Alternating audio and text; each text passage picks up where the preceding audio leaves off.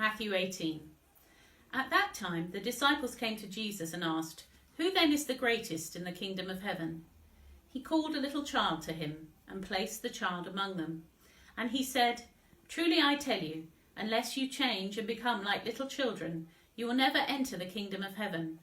Therefore, whoever takes the lowly position of this child is the greatest in the kingdom of heaven, and whoever welcomes one such child in my name welcomes me. If anyone causes one of these little ones, those who believe in me, to stumble, it would be better for them to have a large millstone hung round their neck and to be drowned in the depths of the sea. Woe to the world, because of the things that cause people to stumble. Such things must come, but woe to the person through whom they come. If your hand or your foot causes you to stumble, cut it off and throw it away. It is better for you to enter life maimed or crippled than to have 2 hands or 2 feet and be thrown into eternal fire. And if your eye causes you to stumble, gouge it out and throw it away. It is better for you to enter life with 1 eye than to have 2 eyes and be thrown into the fire of hell.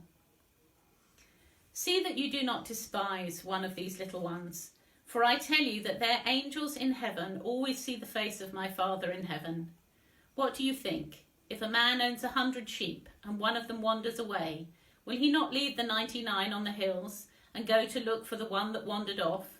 And if he finds it, truly I tell you, he is happier about that one sheep than about the 99 that did not wander off.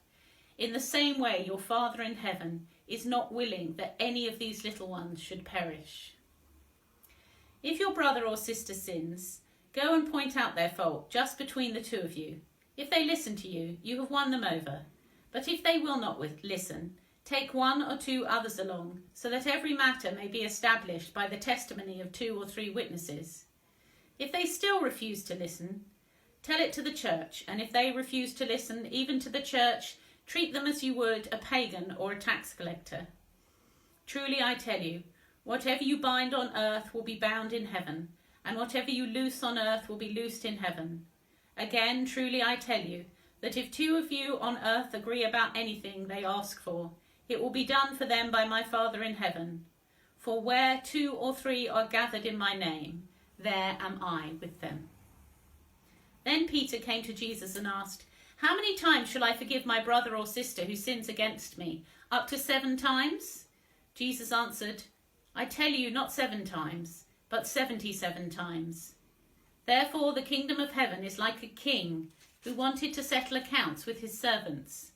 As he began the settlement, a man who owed him 10,000 bags of gold was brought to him. Since he was not able to pay, the master ordered that he and his wife and his children and all that he had be sold to repay the debt. At this the servant fell on his knees before him. 'Be patient with me,' he begged, 'and I will pay back everything.' The servant's master took pity on him, cancelled the debt, and let him go.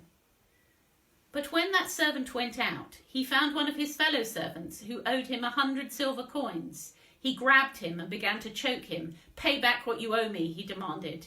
His fellow servant fell to his knees and begged him, 'Be patient with me, and I will pay it back.' But he refused. Instead, he went off and had the man thrown into prison until he could pay the debt.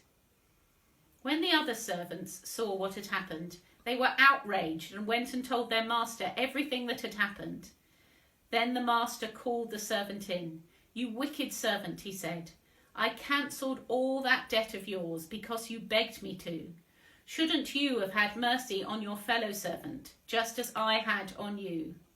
In his anger, the master handed him over to the jailers to be tortured until he should pay back all he owned. This is how my heavenly Father will treat each of you unless you forgive your brother or sister from your heart." This is the word of the Lord. Thanks be to God.